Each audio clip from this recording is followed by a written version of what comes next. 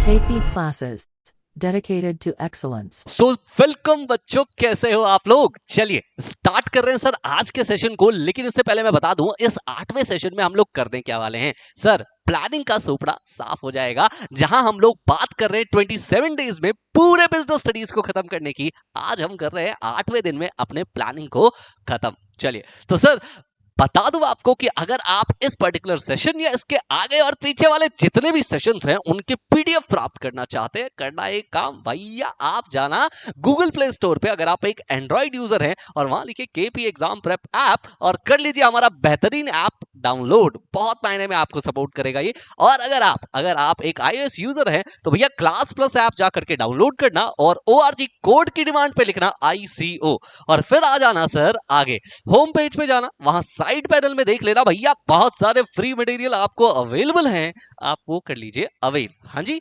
चलिए। So sir आज के सेशन को स्टार्ट करने से पहले एक और इंफॉर्मेशन कि अगर आप हमारे साथ मिलकर के CUET एग्जाम की प्रिपरेशन करना चाहते हैं तो आपको ये बुक्स फ्रीली अवेलेबल हो जाते हैं, राइट। इसके अलावा आपको बता दूं कि लास्ट ईयर भी हमने झंडे गाड़े हैं भाई साहब, बड़े बड़े कॉलेजेस के अंदर अपने बच्चे पहुंचाए हैं साहब साथ। इसके अलावा मैं आपको बता दूं कि अगर आप हमारे पास साइंस, ह्यूमैनिटीज या कॉमर्स के लिए जुड़ना चाहते हैं, मोस्ट वेलकम। या फिर आप अलग से जनरल टेस्ट और लैंग्वेज की क्लासेस भी परचेज कर सकते हैं दोस्तों। चलिए सो सर आज के सेशन में क्या कराने वाले हो सर, आज हम बात कर रहे हैं प्लान्स। जी हाँ, टाइप्स ऑफ प्लान्स की बच्चों। चलिए सो स्टार्ट करेंगे सर टाइप्स ऑफ प्लान्स की। देखिए सर पहली बात तो मैं आपको बता दूं, एक होता है सिंगल यूज प्लान और दूसरा होता है स्टैंडिंग प्लान। दोनों अलग अलग हैं क्या सर? क्या बात कर रहे हो? Single use plan and standing plan की अगर हम बात कर ले, पहले समझ लीजिए एक ऑर्गेनाइजेशन को हमेशा प्रिपेयर करना होता है एक plan before making any decision, है ना भाई। एक बात बताओ, अगर मान लो किसी बंदे का अपॉइंटमेंट करना है, हर बार वो बंदा या कोई भी बंदा एक ही तरीके से अपॉइंट होगा, है ना।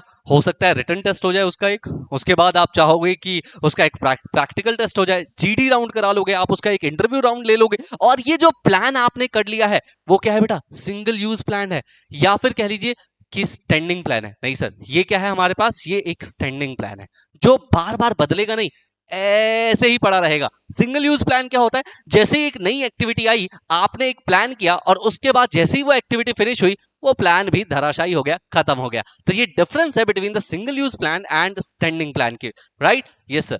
तो याद रखिएगा सिंगल यूज प्लान क्या होता है? Plan is developed for one time event. याद रखिएगा बेटा, वन टाइम इवेंट के लिए जो है या प्रोजेक्ट के लिए जो है वो डेवलप किया जाता है। Such a source of action is not likely to be repeated. इस तरह की चीजें बार बार फ्यूचर में रिपीट नहीं होती, नॉन रिकरिंग नेचर की होती है। The duration of this plan में डिपेंड कि भैया कितना बड़ा प्रोजेक्ट है, कितने टाइम तक चलने वाला है, राइट। एंड द प्रोजेक्ट में sometimes be of only one day, such as organisation as an event, है ना, ऑर्गेनाइजिंग एज एन इवेंट। तो एक ऑर्गेनाइजेशन डिफरेंट टाइम पे एक इवेंट प्लान कर सकता है, उसके लिए आपको क्या चाहिए? सिंगल यूज प्लान चाहिए, राइट।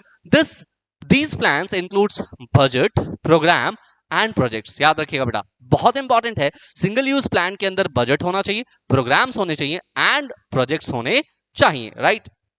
इसके अलावा नेम ऑफ द एम्प्लॉय होना चाहिए जो रिस्पॉन्सिबल होगा कि उसको किस तरीके से काम करना है और कंट्रीब्यूट करना है to the single use plan, right. Yes sir. इसके अलावा अगर हम बात करें सर स्टैंडिंग प्लान की, तो स्टैंडिंग प्लान क्या होता है? ये एक्टिविटी यूज की जाती है जहां पर लगातार फॉर डिफरेंट, या फिर कह लीजिए आप लगातार बहुत सारे समय के लिए आप देखोगे कि अगर ये एक्टिविटी की जरूरत होती है तो वहां पर हम लोग क्या करेंगे? स्टैंडिंग प्लान जो है उसको यूज करेंगे। इंटरनल ऑपरेशंस वगैरह को हम स्मूथली रन करने के लिए इस तरह के प्लान्स को यूज करते हैं। Plan greatly enhance the efficiency in the routine decision making. It is usually developed once, but it modified from time to time. Standing plan include policy, procedure, method and rules. ये सब चीजें इसके अंदर जो है बेटा आ जाती हैं, right. Yes sir. I hope यहां तक कुछ भी डाउट आपका नहीं रहा होगा। चलिए आगे बढ़ते हैं सर। अगर हम बात करें आगे तो सर जस्ट अ सेकेंड, हाँ, अब हम बात कर लेते हैं पॉलिसीज क्या होती हैं सर। तो देखिए जब हम पॉलिसीज की बात करते हैं तो policies are generally forms of standing plans. जब हम पॉलिसीज की बात कर रहे हैं ये क्या है बेटा, स्टैंडिंग प्लान का फॉर्म्स मानी जाती हैं that specifies the organisation response to a certain situation, कि एक ऑर्गेनाइजेशन एक सर्टेन सिचुएशन में कैसा रिस्पॉन्स करने वाली है, इसको हम पॉलिसी कहते हैं sir. Like the admission policy of an educational institution, है ना, कि भाई हमारे यहां पर अगर आपको एडमिशन लेना है तो उसकी पॉलिसी क्या है, राइट, उसको आप क्या बोलोगे सर, पॉलिसी, राइट। और जनरली हम पॉलिसी को क्या बोलेंगे, पॉलिसी क्या है सर, एक तरह का ये एक हमारे पास स्टैंडिंग प्लान है, right. Procedures describe the step to step followed in a particular circumstances. इसमें प्रोसीजर बताया जाता है कि भाई आपको पहले ये करना है, जैसे फॉर्म फिलिंग पहले करनी है, फिर एक आपको इंटरव्यू देना है, फिर आप जो है हमारे यहाँ पे सिलेक्ट हो सकते हैं, right. So method provide the manner in which the task has to be performed and rules are very clear stated as to exactly what has to be done, like reporting for the work at a particular time, right.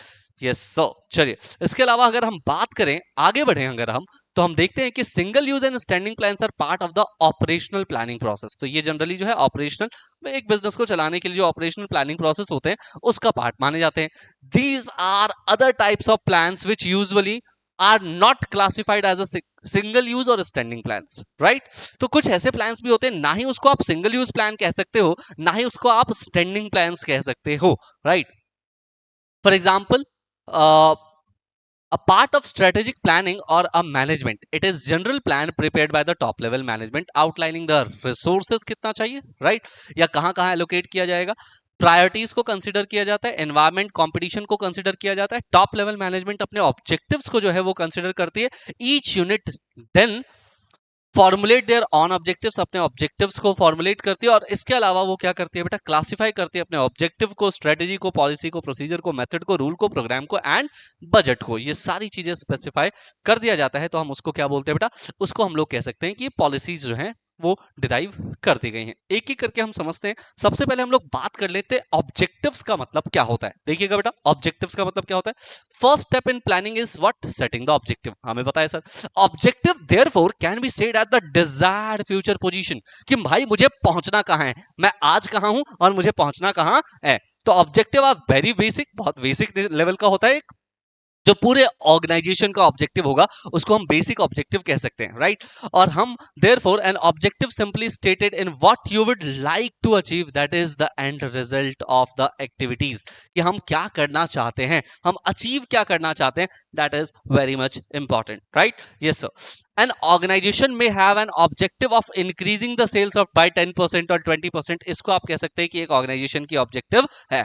They present the end point of planning, right, कि मुझे पूरी planning किस तरीके से करनी है, ये and point of planning तक आपको लेकर के जाएगा। All other managerial activities are also directed towards achieving these objectives, जितने भी मैनेजरियल ऑब्जेक्टिव्स हैं वो सारे के सारे इसी पॉइंट ऑफ व्यू से किए जाते हैं कि जो आपके ऑब्जेक्टिव्स हैं उनको आप अचीव कर पाए बच्चों, राइट। Yes sir. आप अकॉर्डिंगली अपने रिसोर्सेज भी एलोकेट करते हैं। फिर हम बात कर लेते हैं स्ट्रेटेजी की, कि सर स्ट्रेटेजी क्या है। स्ट्रेटेजी का मतलब है broad course, broad contours of an organization. It will also refer to the future decision defining the organization's direction and scope in the long run, है ना भाई। लॉन्ग रन में एक ऑर्गेनाइजेशन के डायरेक्शन को या स्कोप को आप क्या बोलते हैं, स्ट्रैटेजी बोलते हैं, राइट। स्ट्रैटेजी जो वर्ड है वैसे भी कहां से आता है बेटा, मिलिट्री से आता है। तो मिलिट्री का मेन एम भी क्या होता है कि वो लॉन्ग रन में जो है उनके डायरेक्शंस कैसे होंगे, उनका स्कोप क्या दिखाई देता है, उसको डिटरमाइन करना। अकम्प्लिशिंग एन ऑर्गेनाइजेशनल ऑब्जेक्टिव्स, और उन चीजों को प्लान करना। दिस कॉम्प्रिहेंसिव प्लान विल इनकर 3 डायमेंशंस, इसके भी 3 डायमेंशंस हैं आपके पास। सबसे पहले हम कह रहे हैं लॉन्ग टर्म ऑब्जेक्टिव को डिसाइड करना, पर्टिकुलर कोर्स ऑफ एक्शंस को डिसाइड करना, and allocating the resources accordingly, उसके अकॉर्डिंग जो है रिसोर्सेज को एलोकेट करना स्ट्रैटेजी है। Whenever the strategy is formulated, the business environment need to be taken into the consideration. क्या क्या चीजें, कि sir economic, political, social changes हो सकते हैं, राइट। यस सर, बिल्कुल पॉसिबल है कि इकोनॉमिक, पॉलिटिकल, सोशल लीगल या टेक्नोलॉजिकल चेंजेस हो सकते हैं। Strategies usually take the course of forming the organisation identity of the business environment. Major strategic decision जो होंगे, like whether the organisation will continue to be in the same line of business, क्या इसी line of business में हमें चलना है, या हमें ये समय पे अपना लाइन जो है वो चेंज कर देना चाहिए, राइट। तो इस तरह की एक्टिविटीज, इस तरह के डिसीजंस लेना जो है आपकी क्या कहलाती है बेटा, स्ट्रेटेजी कहलाती है। अब हम बात करते हैं पॉलिसी का मतलब क्या है सर। पॉलिसी का मतलब क्या है, देखिए policies are general statement, yes याद रखिएगा बेटा, ये क्या है, जनरल स्टेटमेंट है, सामान्य स्टेटमेंट दिए जाते हैं, गाइड थिंकिंग और channelising energies towards a particular direction, जहां पर लोगों को एक पर्टिकुलर डायरेक्शन की तरफ, एम्प्लॉइज को एक पर्टिकुलर डायरेक्शन की तरफ जो है इवॉल्व किया जा रहा है, right. Basis of enterprising strategies which is usually stated in the general terms, they are guides to managerial actions and decisions in the implementation of strategy, right? For example, the company may have recruitment policy कह लीजिए, pricing policies कह लीजिए, ये सब policies का part हो जाती हैं। If there is an established policy, it becomes easier to resolve the problem of issues, such as a policy is a general response to a particular problem or a situation, right? याद रखिएगा, major company policies जो है customer, client और competitor centric होती हैं बच्चों, whereas minor policies की जब हम बात करते हैं तो वहां पर कह रहे हैं minute details of the information vital to the employees, जो एम्प्लॉइज के लिए इंपॉर्टेंट है, but there has to be some basis for divulging the information to the others, right. वो इंफॉर्मेशन अदर्स के लिए, शायद दूसरे लोगों के लिए शायद इतनी ज्यादा इंपॉर्टेंट ना हो बच्चों, राइट।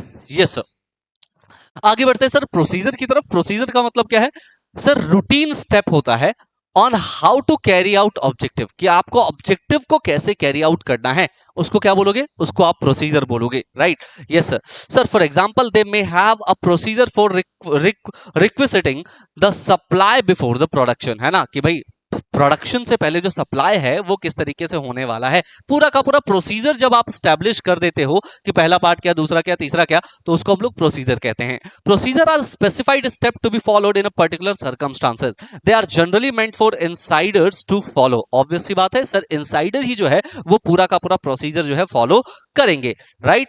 पॉलिसीज एंड प्रोसीजर जो है इंटरलिंक्ड होती है, जैसा पॉलिसी बनाया गया होगा उसके अकॉर्डिंग ही प्रोसीजर बनाया गया होगा बच्चों, राइट। Yes sir. नेक्स्ट हम देख लेते हैं मेथड्स क्या चीजें हैं सर। मेथड का मतलब क्या होता है, इसकी क्या इंपॉर्टेंस है, देखिए जरा ध्यान से। Method provide the prescribed ways और manner in which a task has to be perform, जिसमें आपको एक टास्क को परफॉर्म करना है। It deals with the task comprising one step of procedure and specific how this step is to be perform. The method may vary from task to task. Selection of proper method save time, money, efforts, etcetera, right. इन चीजों को हम लोग यहां पर क्या करते हैं बेटा, कहीं ना कहीं मेथड के थ्रू जो है सेव कर लेते हैं। रूल्स क्या है सर, रूल्स का मतलब क्या है सर, रूल्स का मतलब है स्पेसिफिक स्टेटमेंट, राइट, जो आपको करना है, याद रखिएगा। They do not allow any flexibility, भैया इससे अलग नहीं कर सकते तुम, जो बता दिया वही करना होगा, डिस्क्रिएशन के अकॉर्डिंग आप अपना काम नहीं कर सकते, राइट। एक्शन मस्ट और must not be taken managerial decisions के अकॉर्डिंग हम लोग क्या कह रहे हैं कि सर देखो, अगर आपने इन रूल्स को फॉलो नहीं किया तो भैया मैनेजरियल डिसीजंस के अकॉर्डिंग आपको एक्शन लिए जा सकते हैं आपके ऊपर, याद रखिएगा, right.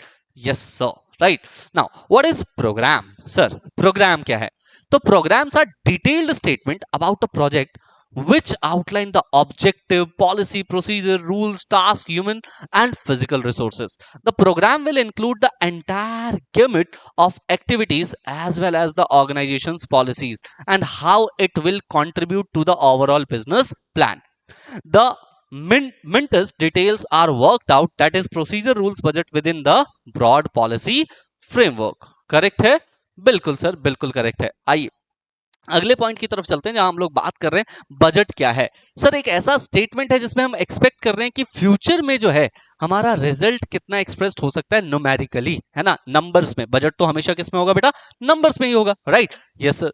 So it is a plan which quantifies the future facts and figures कि भाई फ्यूचर में कितने पैसे आ सकते हैं, कितने पैसे जा सकते हैं। फॉर एग्जांपल सेल्स का बजट क्या है वो, या फिर अगर हम बात करें एक मंथ की सेल्स के बजट की, या फिर फैक्ट्री में जो बजट आ रहा है उसकी बातचीत हम कर सकते हैं।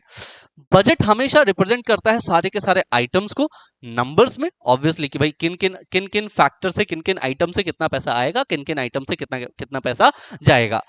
ये हमेशा कंट्रोल डिवाइस होता है भैया, इससे ज्यादा हम कहते हैं ना बजट में नहीं है, मतलब इससे ज्यादा आपको खर्च नहीं करना है, तो हम लोग इसको कह सकते हैं कि ये कंट्रोल डिवाइस होता है।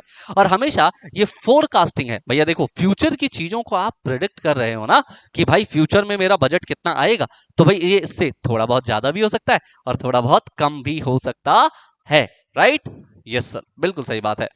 So it is a device to help the management to plan and control the use of the cash. Cash को अगर हम कंट्रोल की बात करें, उसको प्लान करने की बात करें, उसके लिए काम आता है क्या बेटा? Budget.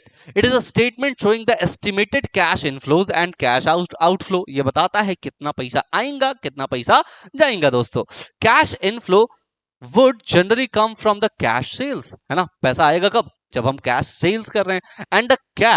And the cash outflow would generally be the cost and expenses associated with the operations of the business, right? और हमेशा याद रखिएगा जो भी आपका बजट है, इनफ्लो माइनस आउटफ्लो करोगे तो सरप्लस और डेफिशिएंसी जो है आपकी निकल करके आ जाती है, राइट? यस सर, बिल्कुल सही बात है।